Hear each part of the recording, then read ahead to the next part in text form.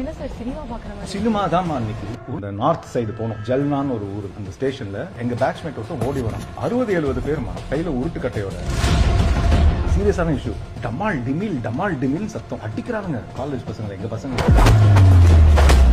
மேல பர்த்ல விஜய் ஃப்ரெண்டா சொன்னேன், என்ன அடிக்கிறேன்னு சொல்லிட்டு இந்த 2 பர்த்லயும் கை வச்சுட்டு அங்க இருந்து ஒரு கிக்கு ஒருத்தன, அவ்வளவுதான். 50-60 பேர் உருட்டு கட்டையோட துரத்தி வராங்க. டமால் டிமில் சத்தமா. இவரு விஜய் வந்து அப்பர் பர்த்ல இருந்து 2 பர்த்ல கையை வச்சு நெஞ்சில ஒரே மிதி.